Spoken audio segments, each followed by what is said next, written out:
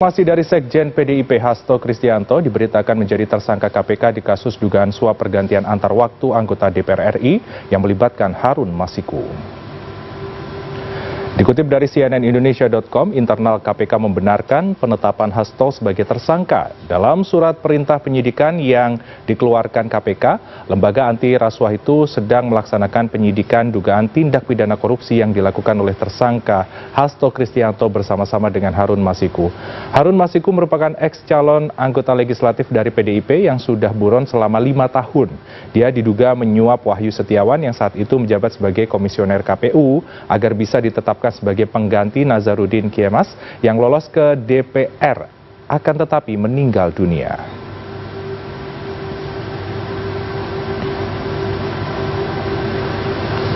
Lantas bagaimanakah dinamika kasus ini bisa terjadi? Langsung saja kita tergabung dengan korespondensi CNN Indonesia, Nova Naya Antaka. Halo, selamat siang Naya. Naya, bagaimanakah elaborasi perjalanan kasus suap yang melibatkan Harun Masiku hingga penetapan Hasto Kristianto sebagai tersangka, Naya?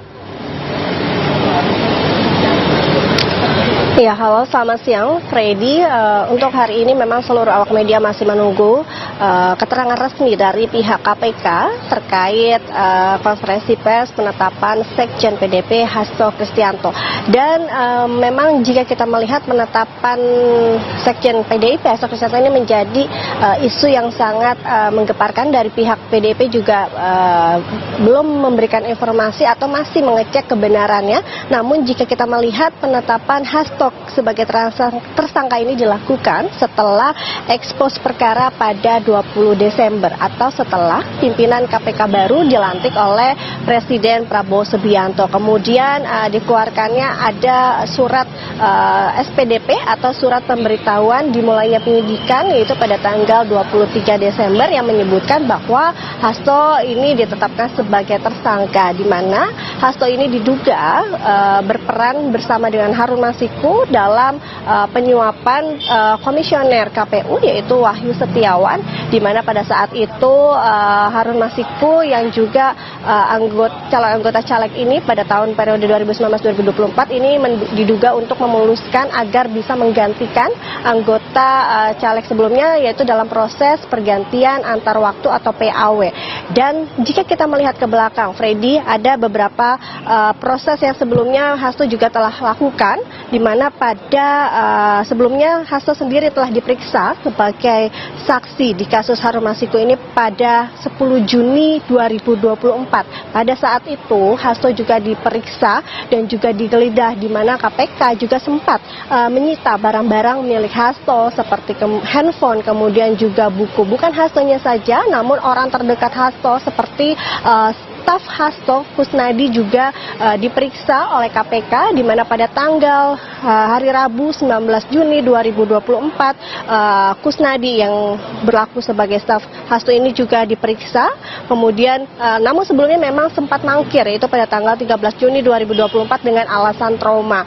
Dan KPK juga memeriksa Ketua DPP PDIP, yaitu yang juga merupakan mantan Menteri Hukum dan juga HAM Yasona Lauli pada tanggal 18 Desember 2024. Selain itu juga KPK juga telah melakukan proses pencegahan terhadap orang-orang terdekat Hasto ini untuk berpergian ke luar negeri. Jadi bukan hanya Hastonya saja, orang-orang terdekat Hasto juga KPK lakukan pencegatan, yaitu selama 6 bulan ke depan sejak tanggal 22 Juli 2024. Di mana ada 5 orang yang dicegat, yaitu staf-staf dari Hasto sendiri, diantaranya Kusnadi, kemudian ada Simeon Petrus, ada Yanuar Prawirawasesa selaku pengacara PDIP, ada Doni Tri Istiqomah selaku pengacara juga PDIP, dan juga Dona Berisa selaku mantan istri dari Saiful Bahri. Kemudian dari kelima orang tersebut mayoritas juga sudah diperiksa maupun rumahnya digeledah oleh KPK, seperti Kusnadi, kemudian Simeon Petrus juga sudah dilakukan penggeledahan oleh KPK. Sementara itu penetapan Hasto sebagai tersangka ini memang sebenarnya kalau kita merujuk dari informasi juru bicara Ciko Hakim mengatakan melalui pesan singkatnya, sebenarnya untuk isu mentersangkakan Sekjen PDIP Hasto Kristianto ini bukan isu yang baru karena memang sebelumnya sudah terdengar, di mana memang kalau kita lihat ke belakang ini kasusnya sudah lama, sudah 5 tahun, artinya Harun Masiku sendiri juga masih buron.